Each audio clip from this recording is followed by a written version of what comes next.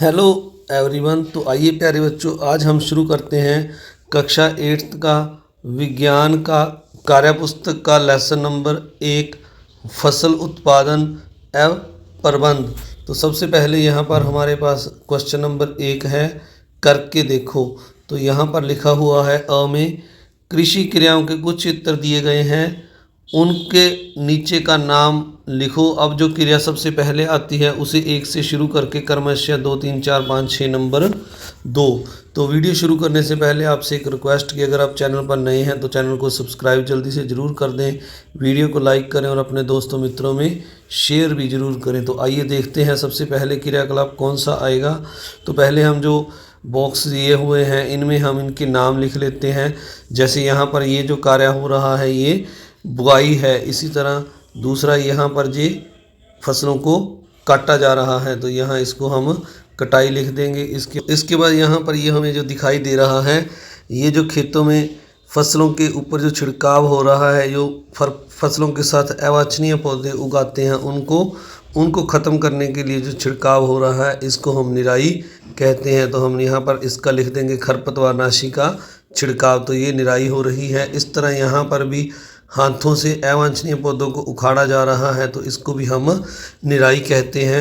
इसके बाद अगला जो चित्र है, यहाँ पर जो बैलों की सहायता से यहाँ पर खेत को तैयार किया जा रहा है, मिट्टी को तैयार किया जा रहा है। और इस चित्र में अगर हम देखें तो ये पानी खेतों को छोड़ा जा रहा है तो इसको हम सिंचाई कहते हैं। तो सबसे पहले जो प्यारे बच्चों हम क्रिया करते हैं, नंबर 1 पर आपने मिट्टी की तैयारी लिखना है। इसके बाद नंबर 2 पर मिट्टी की तैयारी के बाद खेतों में बीज डाला जाता है।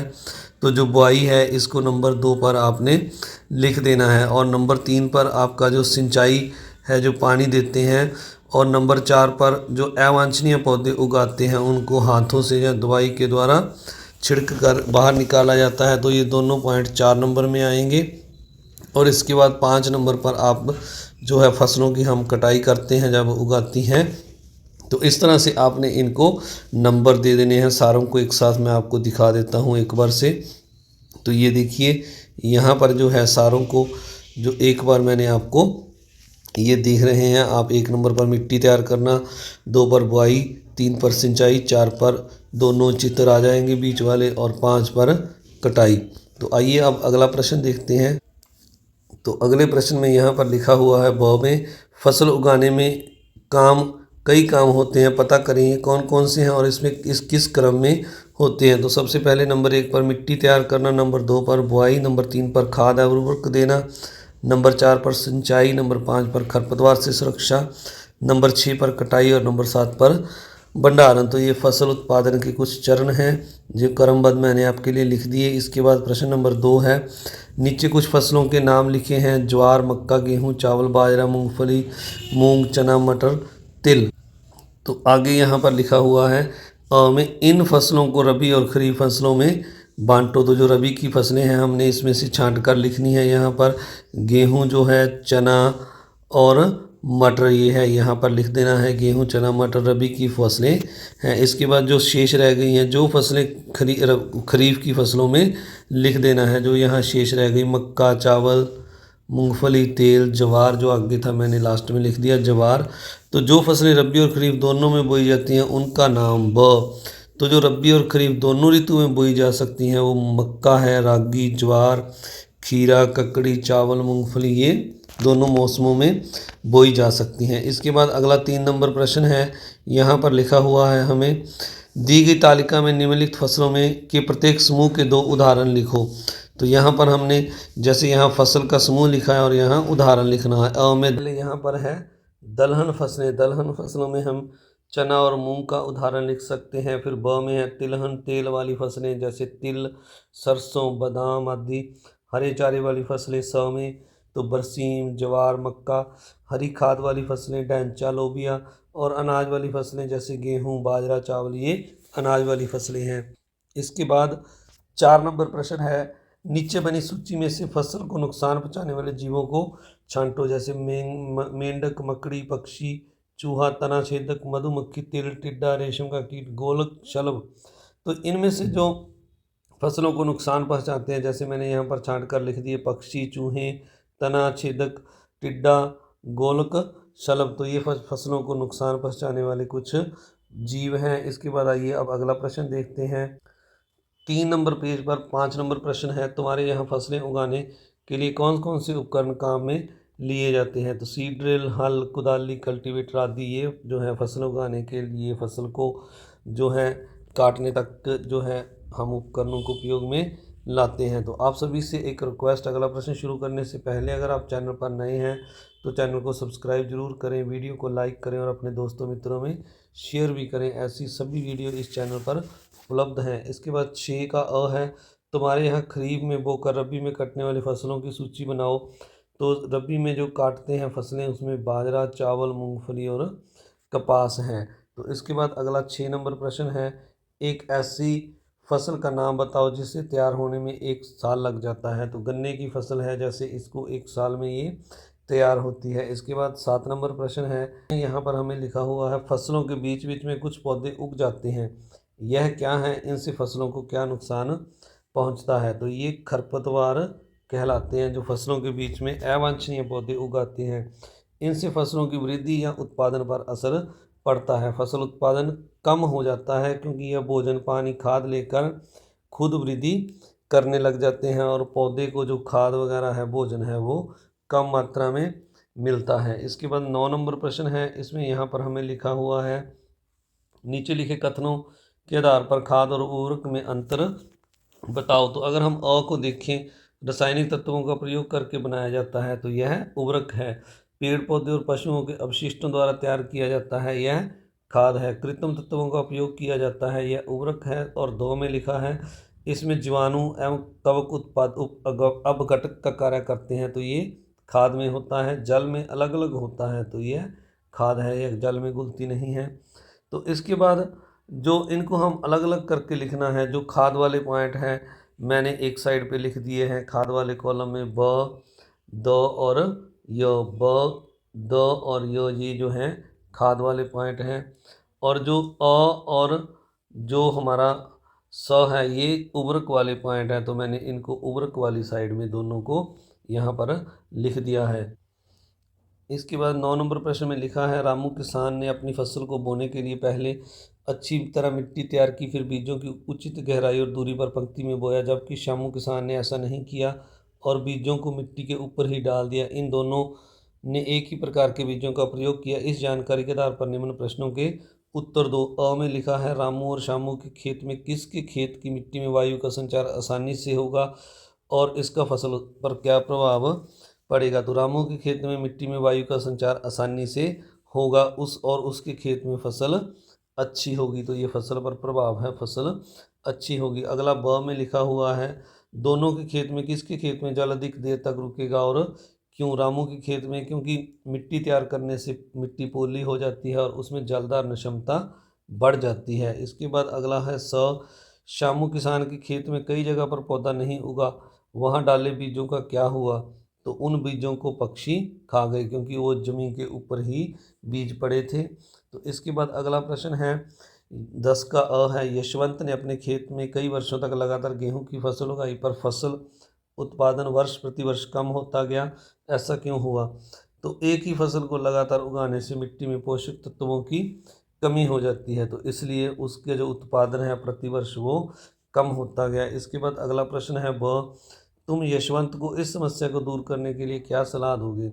तो एक फसल के बाद दूसरी किस्म की फसल बोकर वह इस समस्या को दूर कर सकता है। यानी एक फसल का मतलब, अगर उसने अनाज की फसल बीजी है तो अनाज के बाद वह कोई फलीदार फसल लगाकर इसको समस्या को दूर कर सकता है। इस प्रक्रिया में स में लिखा है, इस प्रक्रिया में तुम जो विधि उपयोग में लाओगे उसका नाम बताओ। तो यह विधि फसल चक्रण है, इस विधि को हम फसल चक्रण कहते हैं। इसके बाद जो अगला प्रश्न है ब कि 11 का अ है, इसमें लिखा है, फसलों में खाद क्यों डालते हैं? तो मिट्टी की उपजाऊ शक्ति बढ़ती है, खाद डालने से मिट्टी के गठन में सुधार होता है और फसल अच्छी होती है, इसलिए फसलों में खाद को डालते हैं। इसके बाद इसी का ब प्रश्न है, कृत्रिम रूप से खाद कैसे बनाई जा सकती है? रासायनिक पदार्थों की सहायता से फैक्ट्रियों में कृत्रिम रूप से खाद बनाई जाती है। तो इसके बाद अगला प्रश्न है इसका स है, इसमें लिखा हुआ है क्या इसे पशुओं व अवशिष्ट पदार्थों द्वारा बनाया जा सकता है। तो जो खाद है प्यारे बच्चों, इसको हम अवशिष्ट पदार्थों द्वारा बना सकते हैं।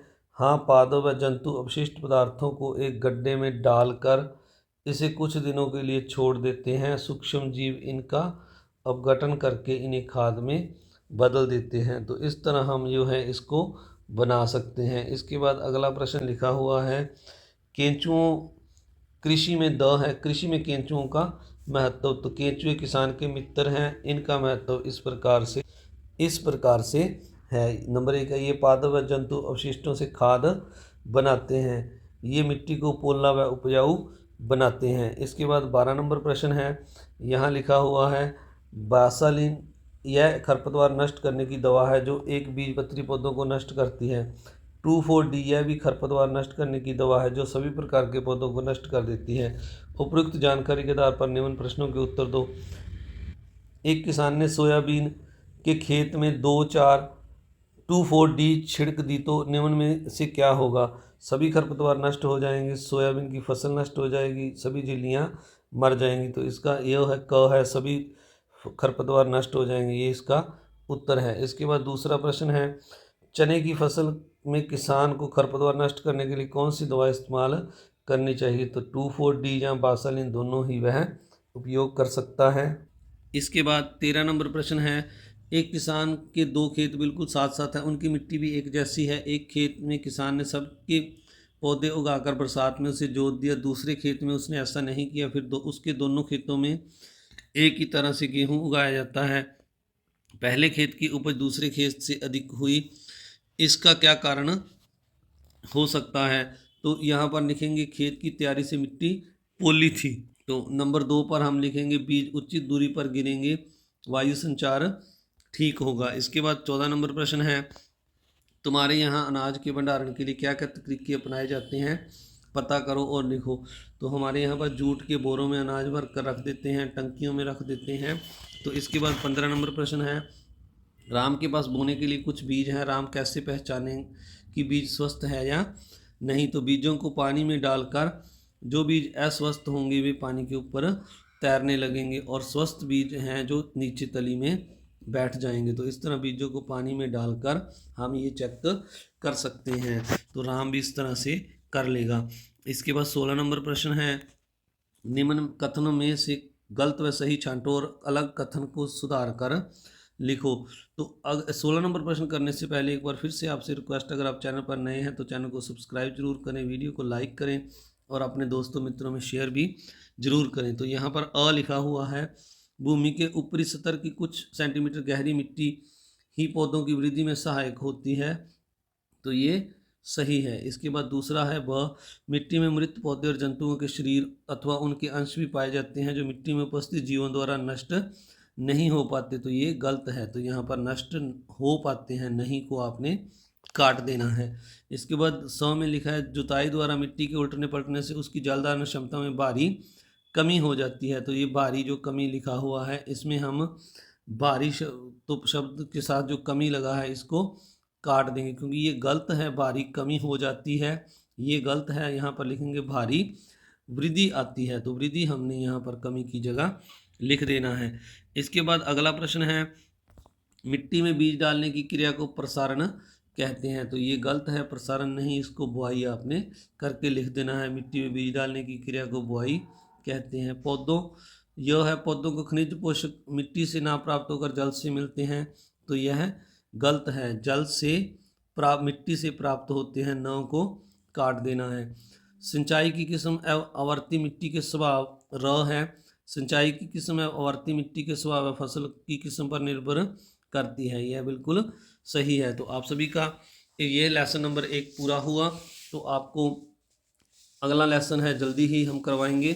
तो इस वीडियो को देखने के लिए आप सभी का बहुत बहुत धन्यवाद। अगर आप चैनल पर नए हैं तो चैनल को सब्सक्राइब कर लें और वीडियो को लाइक करें और शेयर भी करें। थैंक यू वेरी मच आप सभी का इस वीडियो को देखने के लिए।